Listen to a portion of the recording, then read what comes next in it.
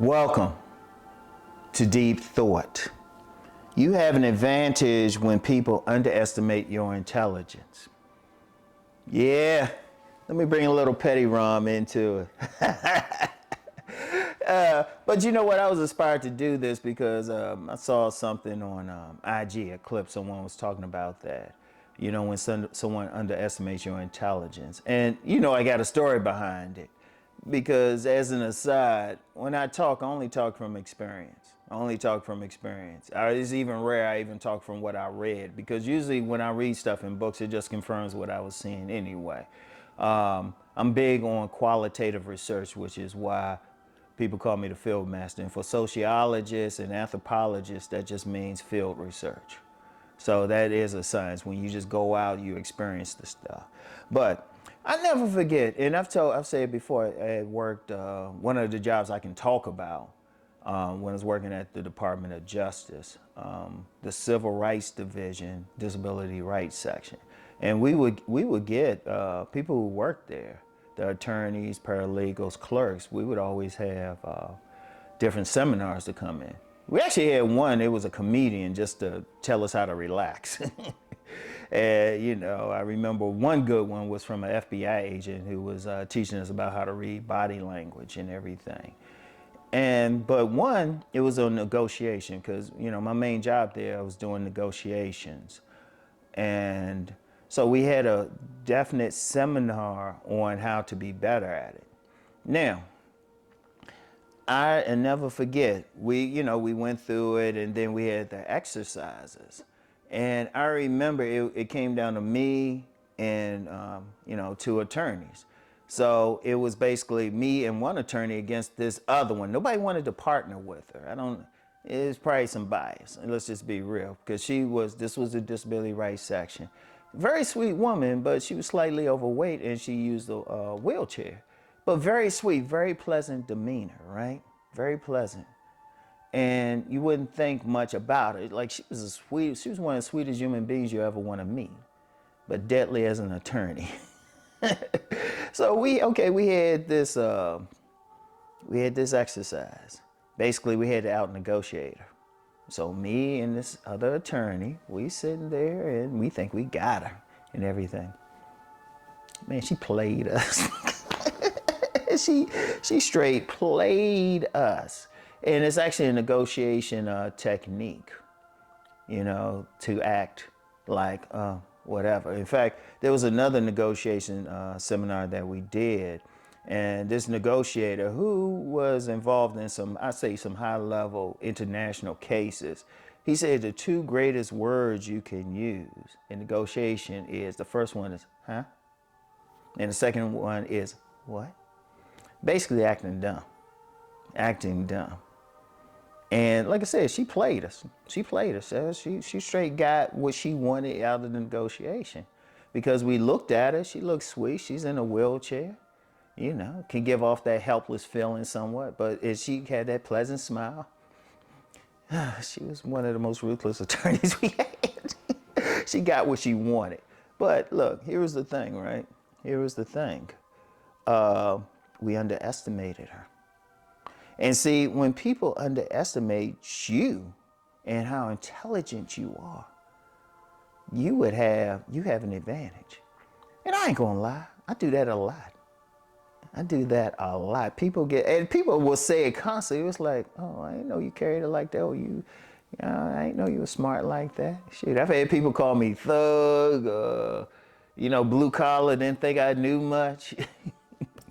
It did. I ain't gonna lie. Petty Rom would come out. I'd be like, when I got over on them, and I do mean get over on them, got what I want out of a situation, I'd be like, oh, man. Yeah, be careful who you deal with. But if someone underestimates your intelligence, they actually making a bad move. Because let's be real out here. People out here want to get something from you. Like I had mentioned before, every now and then getting that phone call saying, oh, you have a subpoena and stuff. What time are you going to be home? And every now and then I recognize, I see a number, weird number. I say, you know what? I'm in a petty Rom mood today. Let me get away and talk with him. Sometimes I curse about, sometimes I go with it. Say, and then I pull the rope, give him enough rope, and then I'm like, you know? It's kind of like that, one of my favorite Richard Pryor jokes, right? He would tell, he said he had this Doberman Pinscher, and the Doberman Pinscher was real peaceful. He said one time this burglar got into the house while the Doberman Pinscher was there, and then the Doberman Pinscher, instead of attacking the burglar, was running around showing him everything, the silverware, all the expensive stuff and everything, right? Here, it's over here, it's over here, it's over here. Then he said when that burglar put his hand on the door, the Pinscher turned up. It's like, you can't leave yet. I want to play. You know? And that's one of my favorites. Like I said, Petty Rom will get people on that sometimes. Think they doing something and be like, you know what, Rom winning in all of this. But that's just be me personally. People underestimate me. That's why Petty Rom will come out and gets a certain joy out of doing that. Because actually, I still get that now. And yeah, I know y'all making this personal, but this is give you an insight into who you're dealing with. There's a lot of people, they'll make a comment or something on like one of my car videos, and you know, I be looking gully, street, all that, right? And then I just be like laughing. I was like, dude, you just don't know. You just don't know like Rom's experience. Cause like I give you another time. This was more in the real world. This is back when my book first came out, Nice Guys and Players. Now, I was invited to some relationship conference, right? But I didn't know it was a more academic conference. And when they sent me the invitation, I specifically said what I wanted to do, right? What I wanted to do. I just wanted to give presentations, singular presentation. I didn't want to work with anybody. And, you know, but they put me in with first one, they put me in with some young lady. She was all right. We both talked our talk. Then they put me on a panel.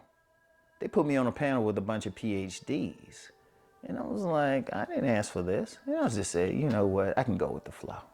But then these PhDs went in on me specifically. I was like, oh, I didn't see this coming. You know, they were asking about my research and all of that. And I held my own. To the point they had to congratulate me. And also some people in the audience were like, okay, we're going to talk to the administrators. You shouldn't have had to go through that.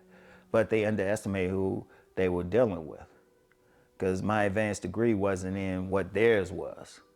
But it was in something worth arguing for or teaching me how to argue. So the thing is, right? They underestimated. And, you know, if people underestimate you just going through life, you always have an advantage. You know, don't show them everything. In fact, there was a story. I was given back when I was in elementary school. It was from Africa. It was about a cat that had to teach a tiger how to hunt again. And I'll never forget, I can't give the exact story, but I remember the general essence of it. So, you know, the cat taught the tiger all its tricks, right? The small cat's kind of a house cat. And then the tiger turned on the cat, was trying to eat it, but then the cat did something it didn't show the tiger. So it's like, oh, okay. The tiger thought it was going to get over on the cat, but the cat held some stuff back.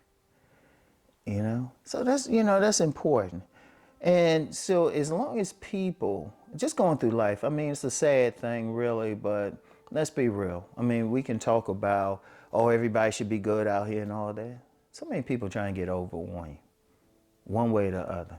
You actually have an advantage when you're smart about something. And it could be something as simple as knowing enough about the car and what's going on with it so that somebody can't get over on you. Like,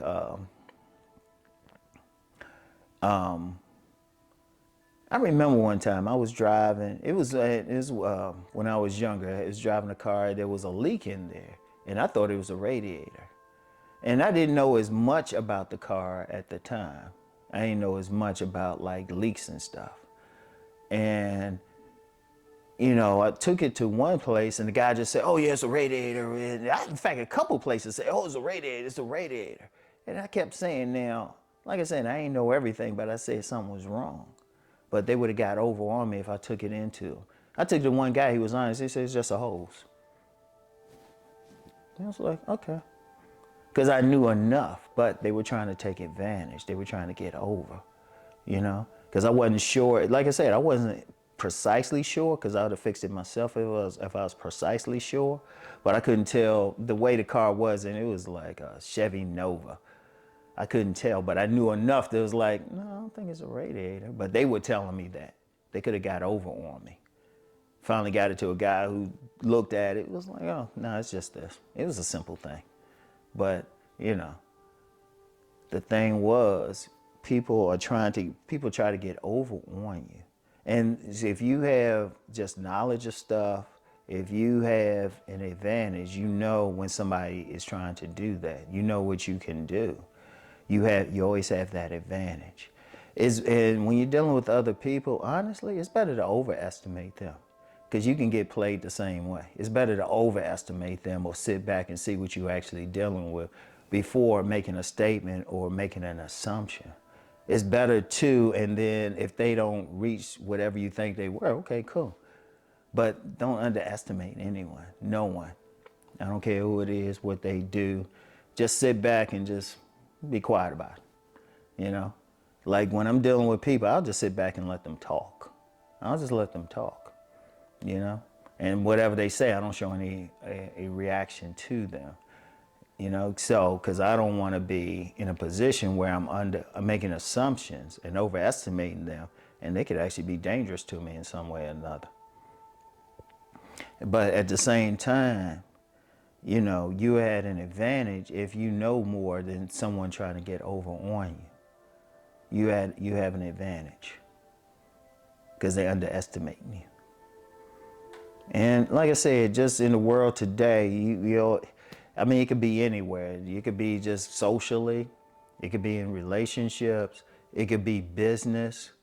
I mean, there's a lot of stuff. Like you go, like just to buy a car, buy a car. You probably should do your research and have a general idea what you can do and not do, whatever. So, anyway, that's all I have for today. I want y'all to think on everything I've said today and this general week, all right? And I'll get back with y'all. Peace and blessings.